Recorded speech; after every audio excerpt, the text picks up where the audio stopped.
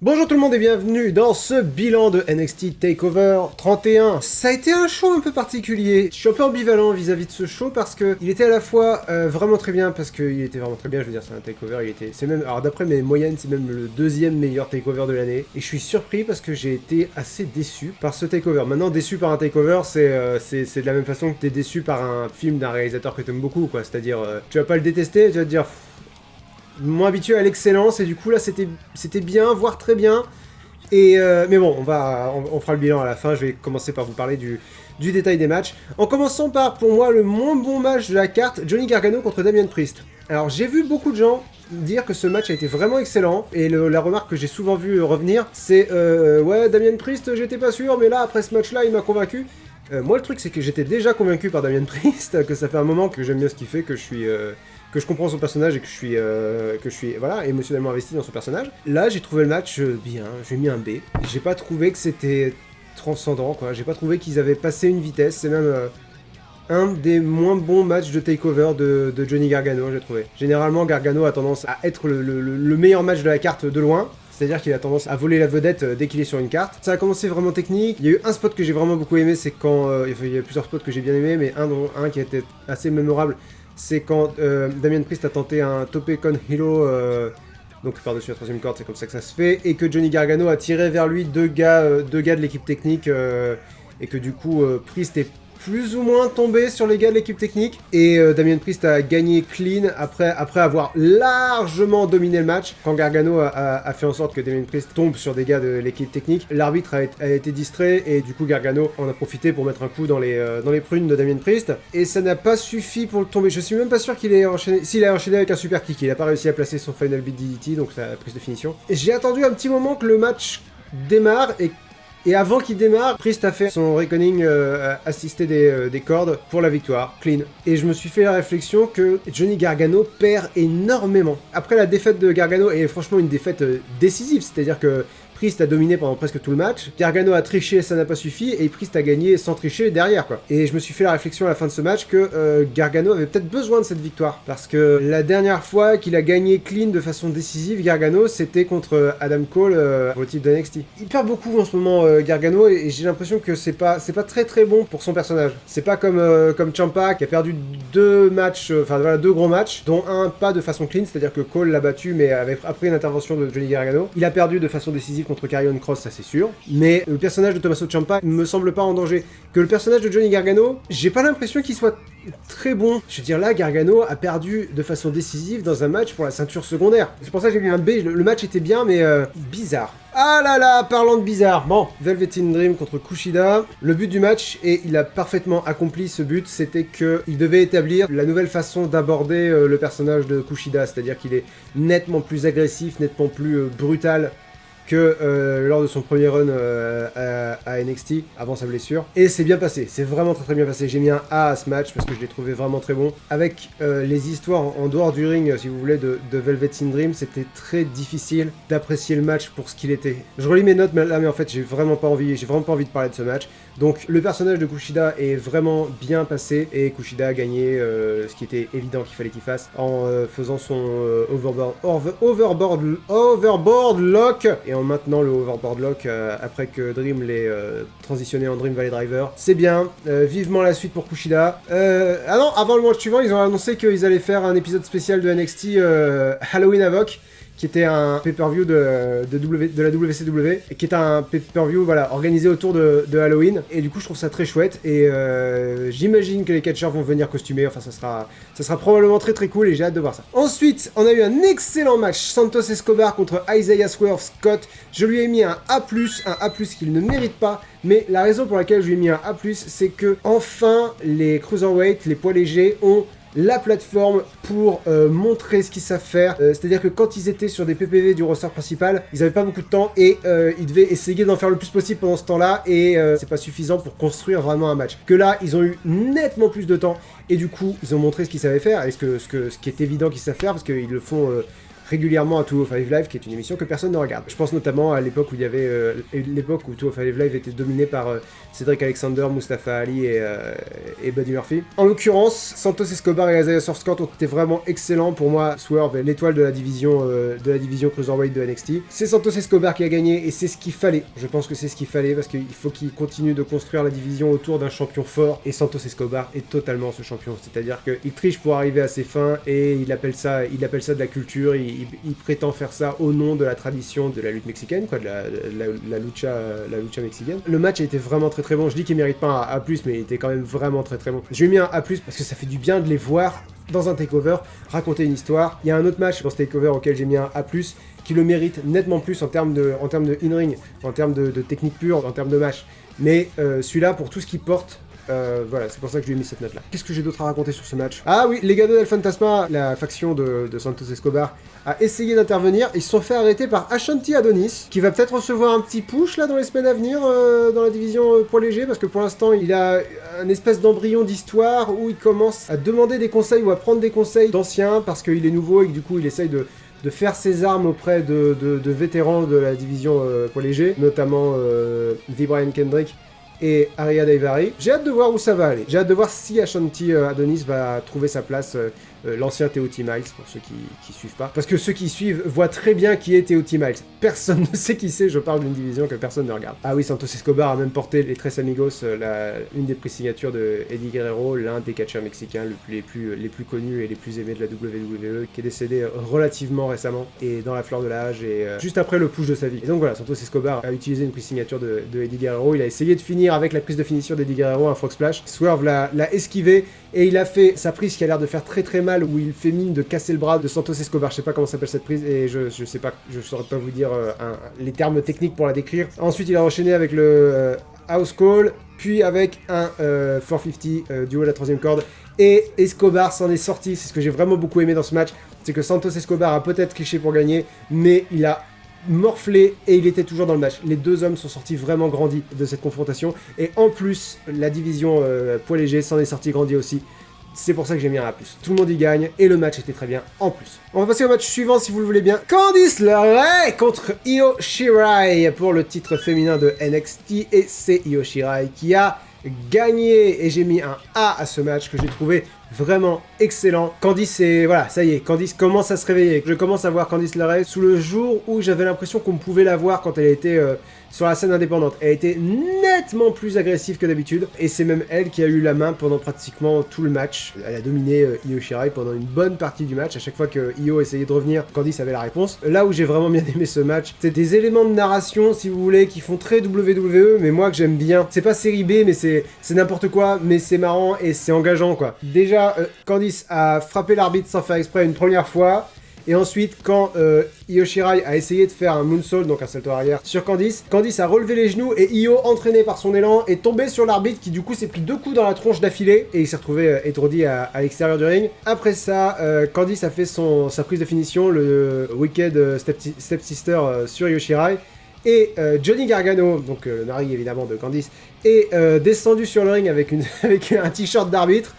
Va falloir qu'il se décide à un moment donné si ça suffit pour être arbitre à la WWE. Je crois que c'est canon que ça ne suffit pas, mais je ne suis pas sûr. Johnny descend, il arrive sur le ring, il commence à faire un tombé rapide, et Io Shirai se dégage. Déjà, j'ai trouvé ça vraiment très très cool. Et ensuite, Johnny est sorti chercher la ceinture, genre non, c'est bon, ça y est, elle a gagné. Il va pour le donner à Candice. L'arbitre officiel se réveille, remonte sur le ring, et engueule Johnny, genre oh, mais tu sors maintenant, tu sors, t'arrêtes tes conneries. Et Johnny, avant de se faire engueuler par l'arbitre, avait posé le titre par terre. Du coup, Johnny commence à reculer pour que l'arbitre le suive, et Candice prend la ceinture et met un coup sur Io.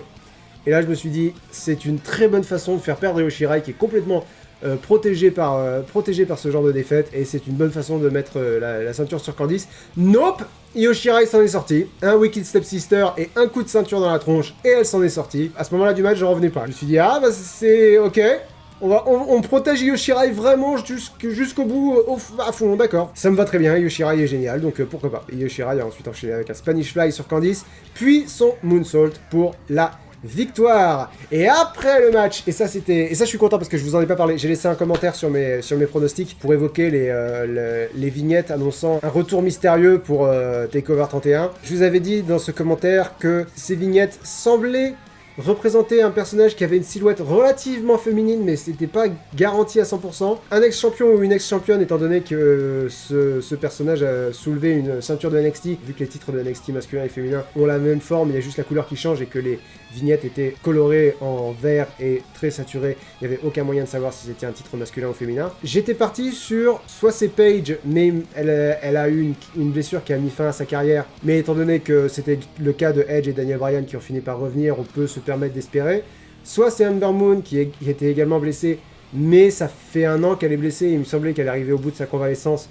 Soit c'est Bo Dallas, si jamais c'est pas une femme, parce que c'était filmé en plongée relativement élevée, on va dire ça comme ça, avec un très grand angle qui déforme complètement les proportions, donc ça pouvait très bien être la silhouette d'un homme. Et Bo Dallas, en ce moment, il fait rien, mais rien de chez rien sur le roster principal.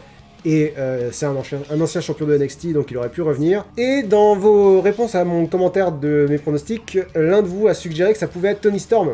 Elle n'a jamais été championne de NXT, mais elle a été championne de NXT UK. Et en plus, elle est plus à NXT UK. Les plans, c'était de la faire venir à NXT avant la pandémie. Toni Storm, après le match, a été dans une vidéo où elle disait à Io félicitations, mais fais gaffe, j'arrive. J'étais content, mais j'étais un peu deg que ce soit pas Ember Moon ou Paige. Parce que Ember Moon, ça me paraissait faisable. Et là-dessus, on voit la silhouette avec sa mise en scène, son montage, on va dire ça comme ça, saturé en vert, arriver dans le bâtiment. La silhouette arrive en haut de la rampe, et quand je l'ai vue en haut de la rampe, je me suis dit, c'est Ember Moon. C'est totalement Ember Moon. Quand tu vois sa silhouette, tu la reconnais beaucoup plus facilement. Et en plus, elle avait un espèce de truc en fourrure, là, ici, comme elle a sur ses fringues d'entrée, et elle a retiré son casque. Et c'était Ember Moon, et j'étais très content, parce que enfin Ember Moon revient à NXT, où elle est exploitée au maximum de ses compétences, et ça fait vraiment plaisir. Et parlant d'exploiter au maximum de ses compétences, on a eu le main event, Kyle O'Reilly contre Finn Balor. Je me chauffe peut-être, mais je me demande si c'est pas le meilleur match solo de la WWE cette année. Faudrait que je compare avec tous les autres matchs qu'il y a eu en solo cette année. C'est une impression relativement à chaud, mais nom de Dieu, ce que ce match a été excellent. Je lui ai mis un A+. Donc j'ai écrit le gear de Finn Balor, bordeaux et noir, évoque vite fait le démon. J'aime bien. Donc ça, c'était cool. Le match a commencé sur des enchaînements techniques au sol de façon très prévisible, puisque c'est le style de prédilection de Kyle O'Reilly, mais Finn Balor s'y accoutume très bien. Au bout d'un moment dans le match, Finn Balor a fait un coup de pied retourné à Kyle O'Reilly, qui a eu l'air d'être blessé dans la région du foie, et du coup il a vachement joué là-dessus, sur le fait qu'il avait extrêmement mal à l'intérieur, quoi, sur le fait qu'il y avait des dégâts internes. Ce qui pouvait poser problème, étant donné que la prise de finition de Finn Balor, c'est qu'il te saute sur le bide. Ça peut être problématique d'avoir des problèmes au foie pour ce genre de choses. Donc évidemment, Finn Balor s'est focalisé sur le foie de Kyle O'Reilly, mais O'Reilly s'est focalisé sur les jambes de Finn Balor pour que justement il ne puisse pas porter le coup de grâce. Et ce match a été vraiment très efficace pour établir Kyle O'Reilly comme un potentiel babyface du haut de la carte. Le match était formé pour nous faire éprouver de la sympathie pour Kyle O'Reilly, et ça fonctionnait vraiment très bien. C'est-à-dire que Balor lui a plus ou moins roulé dessus pendant la première moitié du match, et Kyle O'Reilly était vaillant, se laissait pas faire, et il a fini par revenir alors qu'il saignait de la bouche, il saignait de l'intérieur de la bouche, il a dû se mordre la lèvre ou quelque chose comme ça. C'était un niveau d'agressivité et de réalisme, on va dire ça comme ça, qu'il y a rarement à la WWE ou même à NXT. Ça a peut-être à voir avec le fait qu'il y a le G1 Climax en ce moment, qui est un tournoi de New Japan Pro Wrestling, si je ne dis pas de bêtises, je ne le regarde pas parce que je n'ai pas le temps de le regarder. Kyle O'Reilly a fini par trouver l'énergie de revenir, et quand il est revenu, quand il a fait son espèce de corde à linge où il rebondit sur la dernière corde sur la première corde la première ou la dernière corde, on ne sait pas, la corde du bas du ring, je me suis dit quel dommage qu'il n'y ait pas un vrai public là, parce que le public aurait été en feu. Tu sentais que Kyle O'Reilly était l'underdog qui parvenait à revenir au niveau. J'ai noté beaucoup de choses. Ouais, Kyle O'Reilly a fait une descente du genou sur le genou de Finn Balor, et il a enchaîné avec une clé de jambe. Finn Balor a essayé de se dégager en mettant des coups de pied dans la tête de Kyle O'Reilly avec son pied libre. Kyle O'Reilly a chopé le pied libre et il a fait une clé de jambe sur les deux jambes. Voilà, et à ce moment-là, j'ai vraiment cru que Kyle O'Reilly allait gagner. Mais Finn Balor a réussi à se tirer jusqu'aux cordes pour se sortir de là. Et là, je me suis dit, Kyle O'Reilly peut vraiment gagner, quoi. C'est-à-dire qu'il a retiré les genoux de Finn Balor de l'équation. Donc Finn Balor sans genoux, il peut pas porter son coup de grâce. Mais Finn Balor a quand même réussi à porter son coup de grâce. Ça lui a tué les genoux. Il a vraiment bien vendu le fait que ça lui a coûté de faire sa prise de finition. Mais c'était le prix qu'il fallait payer pour vaincre Kyle O'Reilly. Voilà, le match était fait pour établir Kyle O'Reilly comme peut-être le futur top babyface de NXT. Peut-être. Et si c'est le cas, avec plaisir. Avec plaisir, si c'est pour avoir cette qualité de match derrière, sans aucun problème. Kyle O'Reilly est vraiment excellent. Le seul que je vois pas avoir un run solo convaincant dans l'Undisputed Era, c'est Bobby Fish, mais je pense que s'il lui donnait l'occasion, ça marcherait aussi, parce que j'étais en train de me dire que Kyle O'Reilly, dans ma vision des choses, je le mettrais même pas en numéro 2 de l'Undisputed Era. Pour moi, le numéro 2 de l'Undisputed Era, c'est Roderick Strong, qui a eu des runs solo, notamment son règne avec le titre nord-américain, et évidemment le numéro 1, c'est Adam Cole. Mais en fait, ils sont tous les 4 excellents, c'est ce qui fait que ça fonctionne. Un peu comme le New Day, il y en a pas un qui est vraiment meilleur que les deux autres. Donc voilà, match de la soirée, peut-être match de l'année à la WWE, en tout cas en termes de match solo, parce que j'oublie pas que le Royal Rumble était excellent cette année. Et après le match, Ridge Holland, qui est un nouveau venu, qui vient de NXT UK, est arrivé avec le cadavre d'Adam Cole sur son épaule, et il l'a posé, et puis il est parti.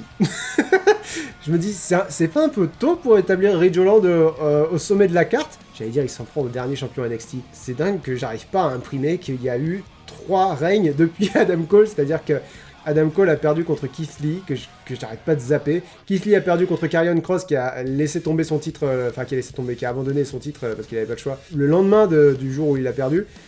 Et ensuite, vu que Finn Balor a vaincu Adam Cole pour gagner le titre d'NXT, j'ai toujours l'impression que Adam Cole était le dernier champion en titre. Mais bon, Adam Cole a été le champion au règne le plus long avec le titre de NXT. C'est un gros morceau là d'établir Ridge Holland à ce point-là à TakeOver 31. Maintenant, j'aime beaucoup Ridge Holland, j'aime beaucoup sa présentation. Autant lui, si vous voulez, ses prises, son moveset, voilà, je n'ai pas été transporté. J'aime bien sa musique d'entrée et j'aime bien le fait qu'il arrive avec une espèce de vieille veste, un béret et une matraque. Il a un côté Jean Valjean sous stéroïdes que je trouve vraiment très très cool. Mais je pense pas que ce soit le personnage qu'ils aient l'intention de lui mettre. Je pense que c'est une lecture très personnelle du personnage de Ridge Holland. J'ai hâte de voir où ça va aller. Pour ça, je suis très hypé. Donc vous voyez, par rapport à d'autres takeovers, il y a du bon et du moins bon. Il n'y a pas de mauvais, mais on n'est pas dans un takeover auquel j'ai mis A à tous les matchs, quoi. Ce que j'ai tendance à faire avec les takeovers, parce que c'est légitimement ce que je ressens. Là, j'ai mis A à presque tous les matchs. J'ai juste mis un B au match de Johnny Gargano. Je crois que j'ai été surpris que le takeover commence avec un match aussi faible, entre guillemets, pour un takeover. Maintenant, beaucoup de gens l'ont trouvé vraiment excellent. Écoutez, c'est tant mieux. Tant mieux. Si des gens l'ont trouvé excellent, c'est vraiment chouette. Pour moi, le match de la soirée, ça a été de loin le main event. Ensuite, ça a été le match des Cruiserweights. Ensuite, le match pour le titre féminin. Ensuite, Dream contre Kushida. Et à la toute fin, Johnny Gargano contre Damien Priest. C'est regrettable que les ceintures par équipe n'aient pas été défendues dans ce takeover-là. Les points bonus pour le statch. Je vous rappelle qu'on fera le statch du mois quand on fera le bilan de Hell in a Cell à la fin du mois. D'ici là, j'ai attribué 6 points à Finn Balor, 5 points à Kyle O'Reilly. Pas l'inverse. Je vais faire l'inverse, je vois pas pourquoi j'ai fait ça. Donc je vais mettre 6 points pour Kyle O'Reilly, 5 points pour Finn Balor, 4 points pour Santos Escobar, 3 points pour Isaiah Swerve Scott, 2 points pour Kushida et 1 point pour Candice LeRae. Et donc je vous ai dit, en moyenne en termes de notes, ça a été le deuxième meilleur takeover de l'année, donc le troisième meilleur show de l'année, puisque pour le meilleur show, qui sera probablement pas détrôné, et toujours Worlds Collide, en début d'année, avec comme main event l'incroyable Imperium contre Undisputed Era. Là que j'en parle, j'ai l'impression que c'était dans une autre vie ce show-là, tu sais, avant. Je me rappelle avant, quand on pouvait sortir sans masque, quand on se lavait pas les mains. C'est une blague évidemment, lavez-vous les mains, portez un masque. Et vous savez quoi, quand il n'y aura plus de Covid, continuez de vous laver les mains. Je pense que c'est une bonne chose. Merci à tous d'avoir suivi cette vidéo. On se donne rendez-vous on se donne rendez-vous bientôt pour le coin lecture que j'ai déjà tourné, qui est sur la table de montage du monteur masqué. Et ben ensuite on va se retrouver pour le 50-50, hein, le 50-50 à la fin du mois sur Link the Sun. N'oubliez pas de mettre un pouce bleu, n'oubliez pas de me dire ce que vous avez pensé du show dans les commentaires, n'oubliez pas de vous abonner, et si vous êtes abonné, qu'est-ce qu'il faut faire? Excellent, la cloche. Je vous souhaite, si vous avez rien dit, ça a été très embarrassant, ça me fait de la peine. Bonne fin de journée à tous, et bisous. Non, distance. Salutations distinguées à 1,50 m de distance.